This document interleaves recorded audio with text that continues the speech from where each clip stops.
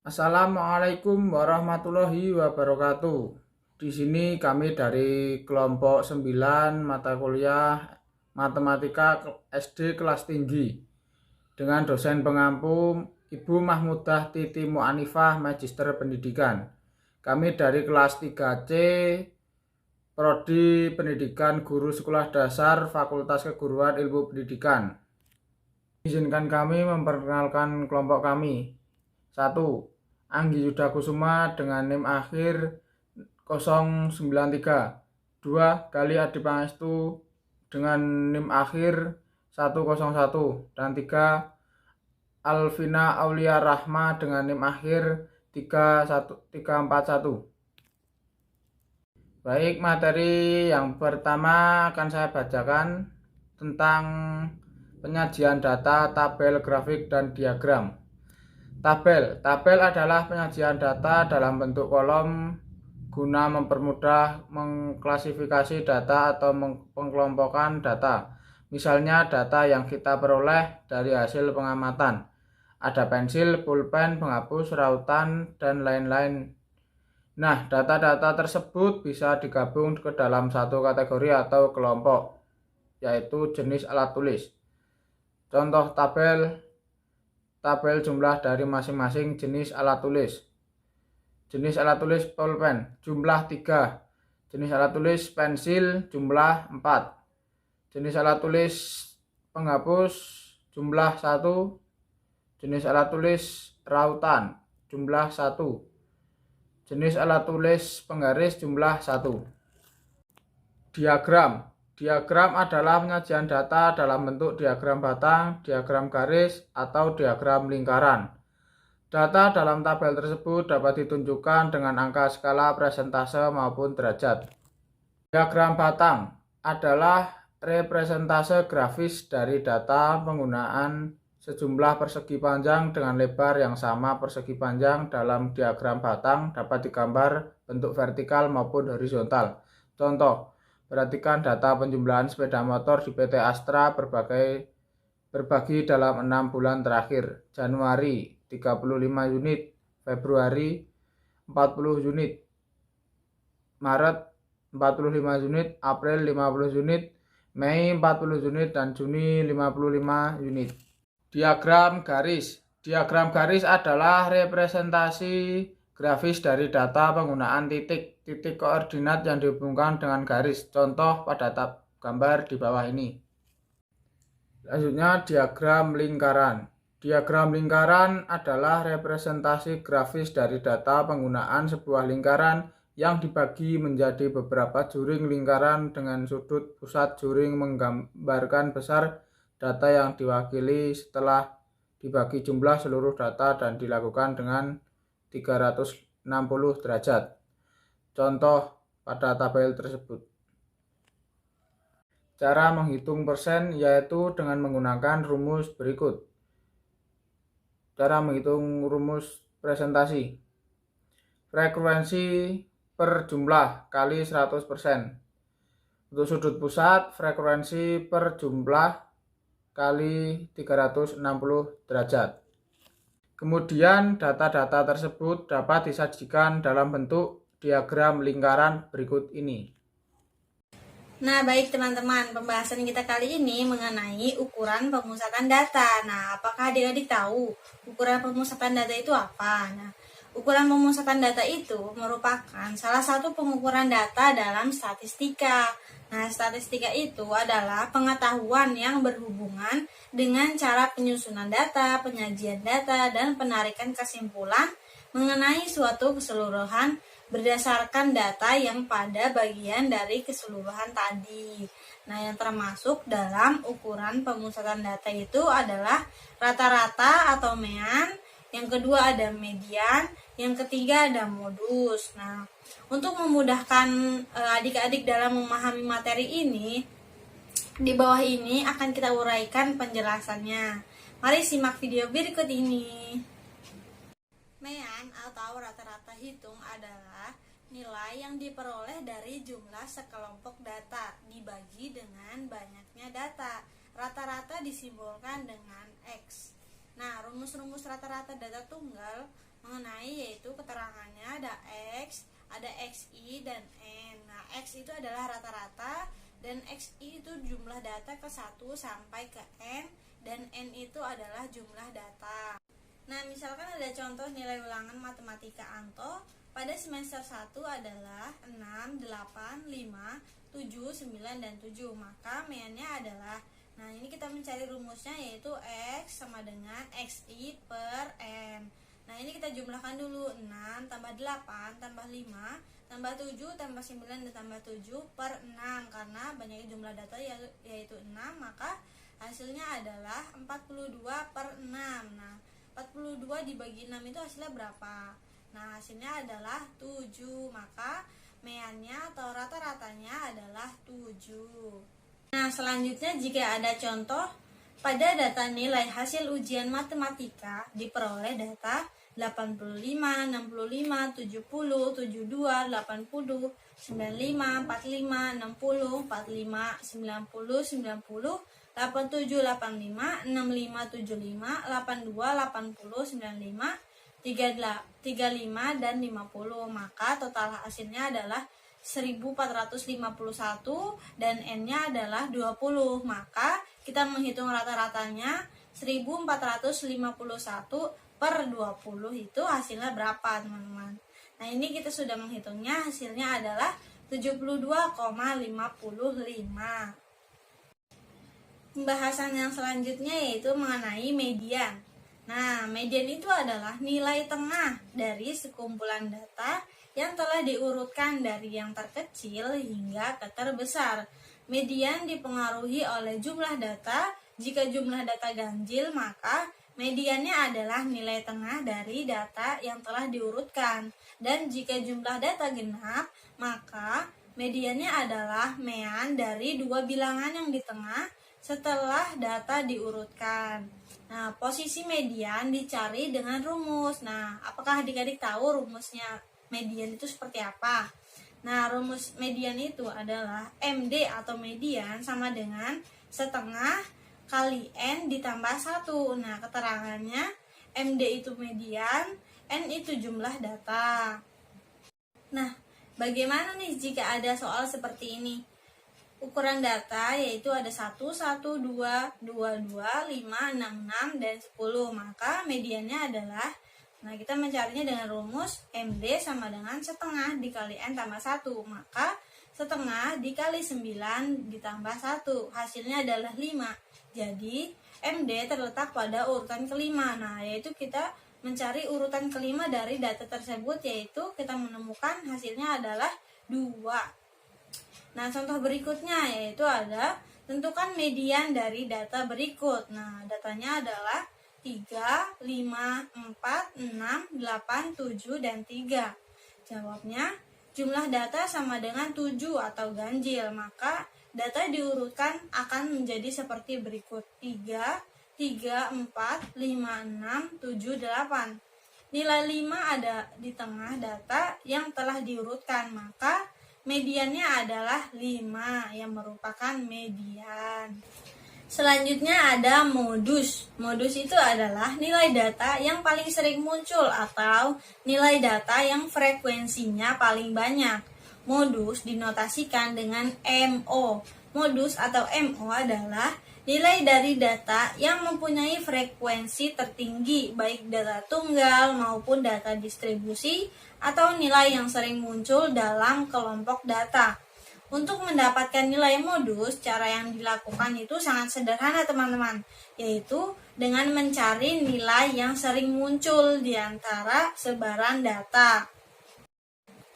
Sebaran data tidak selalu mempunyai mode, tapi bisa juga mempunyai mode lebih dari satu apabila terdapat lebih dari satu data yang sering muncul.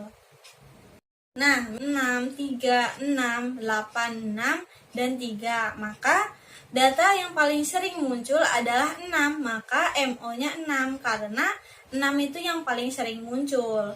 Modus jumlah gastropoda adalah 2 karena muncul 3 kali. Perkenalkan, nama saya Anggi Yuda Kusuma dengan NIM 2020015093. Di sini saya akan menjelaskan materi tentang ukuran penyebaran data tunggal. Jangkauan. 1. Jangkauan biasa disebut juga dengan range atau rentang. Jangkauan dinyatakan dengan huruf J. Jangkauan adalah selisih dari data atau datum terbesar dikurangi data atau datum terkecil. 2. Jangkauan antar kuartil dinamakan juga rentang atau hamparan. Jangkauan antar kuartil dinyatakan dengan huruf H. Antar kuartil merupakan selisih antara kuartil atas atau Q3 dan kuartil bawah atau Q1. 3. Simpangan kuartil dinamakan juga rentang semi antar kuartil karena merupakan setengah dari hamparan atau jangkauan antar kuartil.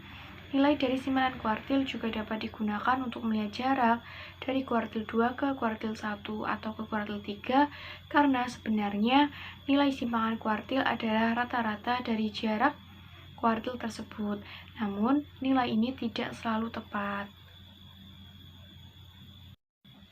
Rumusnya yang pertama ada jangkauan yaitu J sama dengan X max kurangi X min. Yang kedua ada jangkauan antar kuartil yaitu H sama dengan Q3 kurangi Q1.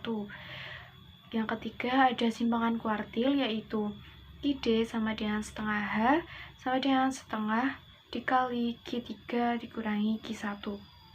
Dari data 6, 6, 7, 9, 13, 16, 20 berapakah nilai jangkauan antar kuartil simpangan kuartil? Jadi jangkauannya yaitu J sama dengan X max kurangi X min, J sama dengan 20 dikurangi 6. Kemudian jangkauan antar kuartil, tentukan terlebih dahulu nilai Q1, Q2, dan Q3 dari data tersebut. Diperoleh Q1 sama dengan 6, Q2 sama dengan 9, dan Q3 sama dengan 16. H sama dengan Q3 kurangi 1, H sama dengan 16 kurangi 6 sama dengan 10. Kemudian simpangan kuartil yaitu setengah Q3 kurangi Q1 sama dengan setengah kali 16 kurangi 6 sama dengan 5. B. Kuartil. Kuartil adalah nilai-nilai yang membagi data yang telah diurutkan ke dalam 4 bagian yang sama banyak. Dalam menentukan letak kuartil data tunggal, harus melihat kondisi jumlah data terlebih dahulu. Kuartil merupakan suatu bilangan yang dapat dianggap membagi data yang telah diurutkan menurut besarannya. Dari data yang terkecil ke terbesar menjadi 4 subkelompok sama banyak. Jenis-jenis kuartil terbagi menjadi 3 bagian, yakni 1 kuartil bawah atau Q1, kuartil tengah atau median yaitu Q2, kemudian kuartil atas atau Q3. Contoh 6, 8, 4, 3, 6, 2, 9. Data setelah diurutkan menjadi 2, 3, 4, 6, 6, 8, 9. Letak kuartil Q1 yaitu 2, 3, 4, Q2, 6, Q3, 6, 8, 9. Dari data di atas dapat diketahui bahwa letak kuartil Q1, kuartil tengah Q2, dan kuartil atas atau Q3. Rumus kuartil data tunggal. Kuartil untuk jumlah data ganjil. Untuk jumlah data ganjil, kuartil dapat dicari dengan rumus berikut. Kuartil bawah atau Q1 yaitu X kali 1/4 dikali N tambah 1. Kemudian kuartil tengah atau Q2 yaitu X kali setengah kali N tambah 1. Kuartil atas atau Q3 yaitu sama dengan X kali 3/4 kali N ditambah 1. Contoh soal, tentukan Q1, Q2, dan Q3 dari data berikut. Ada 43, 46, 50, 85, 56, 56, 67, 80, 67, 85, 43, 60, 80, 56, 67. Kemudian urutkan dari data terkecil. Nah, banyaknya data ada 15, data terkecil yaitu 43, data terbesar 85. Kemudian kuartil 1 berada pada data ke 1/4 dikali 15 tambah 1 sama dengan 4, yaitu Q1 sama dengan 50. Q2 berada pada data 2/4 dikali 15 tambah 1 sama dengan 8. Q2 yaitu 60. Kemudian kuartil 3 berada pada data ke 3/4 dikali 15 tambah 1 sama dengan 12. Q3 sama dengan 80. Rumus kuartil data kelompok yaitu QK sama dengan B1 ditambah KN per 4 dikurangi CFB per FQ dikali I. Keterangannya, QK sama dengan kuartil KK, B1 sama dengan batas bawah nyata kelas yang mengandung QK, CFB sama dengan frekuensi kumulatif di bawah kelas yang berisi QK, FQ sama dengan frekuensi kelas yang mengandung QK, I interval kelas, N banyaknya observasi, K yaitu 1, 2, 3, yaitu kuartil yang ingin dicari. Contoh soal, sebuah perusahaan sedang meneliti hasil penjualan dari 20 karyawan pemasarannya. Data yang didapatkan oleh perusahaan tersebut adalah seperti pada tabel di bawah ini. Penjualan dalam bentuk juta yaitu 8-10 juta frekuensinya 2, 11-13 juta frekuensi 4, 14-16 juta frekuensi 6, 17-19 juta frekuensi 4, 20-22 frekuensi 3, 23-25 juta frekuensi 1. Banyaknya observasi yaitu 20. Jawaban yaitu langkah pertama adalah menghitung frekuensi kumulatif FQ dengan hasil seperti pada tabel di bawah ini. Penjualan dalam juta yaitu 8-10 juta, frekuensi 2, dan seterusnya ke bawah. Kemudian frekuensi kumulatifnya ada 2, 6, 12, 16, 19, 20. Dan banyaknya observasi ada 20. Langkah kedua yaitu adalah mencari posisi kuartil yang diinginkan. Dalam contoh ini kita akan mencari kuartil kedua, maka dengan menggunakan rumus data tunggal di atas, kita mendapatkan hasil Q2 adalah di posisi 10,5 yaitu di kelas 13,5 sampai 16,5. Cara mencari Q2 yaitu Q2 sama dengan setengah dikali N tambah 1. Kemudian setengah kali 20 tambah 1, setengah kali 21 yaitu 10,5. Langkah ketiga yaitu mencari kuartil kedua kelompok dengan rumus kuartil data kelompok di atas. Diketahui Q2 sama dengan 2, I sama dengan 3, B1 sama dengan 13, Q sama dengan 2, CFB sama dengan 6, N sama dengan 20, dan FQ sama dengan 6. Jawaban yaitu Q2 sama dengan B1 tambah KN per 4 kurangi CFB per FQ dikali I. Q2 sama dengan 13 ditambah 2 kali 20 per 4 kurangi 6 per 6 kali 3. Q2 sama dengan 13 tambah 10 kurangi 6 per 6 kali 3. Q2 sama dengan 13 tambah 4 per 6 kali 3. Q2 sama dengan 13 tambah 2. Q2 sama dengan 15. Jadi Q2-nya adalah 15. Simpangan baku. Pengertian simpangan baku biasanya diajarkan pada ilmu statistik untuk mengukur tingkat kesamaan atau kedekatan suatu kelompok. Simpangan baku adalah nilai statistik yang seringkali dipakai dalam menentukan kedekatan sebaran data yang ada di dalam sampel dan seberapa dekat titik data individu dengan mean atau rata-rata nilai dari sampel itu sendiri. Rumus simpangan baku data tunggal yaitu S sama dengan XI kurangi X pangkat 2 per N. S yaitu simpangan baku, XI yaitu nilai X ke I yaitu X nilai rata-rata data, dan N yaitu jumlah data. Contoh soal dan pembahasannya, di suatu kelas bimbel terdapat 8 orang yang memiliki nilai ujian matematika yaitu 65, 55, 70, 85, 90, 75, 80, dan 75. Pembahasan yang pertama yaitu menghitung nilai rata-rata dari nilai yang ada. Nilai rata-rata sama dengan jumlah dari setiap nilai yang ada dalam kumpulan data dibagi dengan jumlah data tersebut, yaitu 65 tambah 60 tambah 7 tambah 85 tambah 90 tambah 75 ditambah 80 ditambah 75 dibagi 8, jadi 600 dibagi 8 hasilnya 75. 2. Menghitung penyimpangan setiap data dari rata-ratanya, yaitu dengan cara mengurangi nilai dari nilai rata-rata, yaitu dan rumus XI kurangi X pangkat 2 sama dengan 65 kurangi 75 pangkat 2 ditambah 60 kurangi 75 pangkat 2 dan seterusnya. Yang ketiga yaitu simpangan setiap nilai data kita kuadratkan lalu kita bagi dengan nilai rata-rata. Nilai yang dihasilkan disebut varians. Jadi 100 ditambah 225 ditambah 25 ditambah 100 ditambah 225 ditambah 0 ditambah 25 ditambah 0 per 8 sama dengan 700 dibagi 8. Hasilnya 87,5. 4. Terakhir, untuk mencari simpangan baku, nilai varians harus diakar kuadratkan, yaitu sama dengan XI kurangi X pangkat 2 per N sama dengan 87 kuadrat sama dengan 9,354. Standar deviasi. Untuk dapat menentukan nilai standar deviasi, maka kita perlu menghitung mean ataupun nilai rata-rata dari seluruh sebaran data. Adapun fungsi dari perhitungan standar deviasi itu sendiri ialah untuk mencari tahu apakah sampel data yang diambil atau dianalisa sudah mewakili keseluruhan populasi atau belum. Selain itu, perhitungan suatu ini juga dapat menentukan sejauh mana kualitas data sampel yang diperoleh tersebut. Rumus sebagai berikut.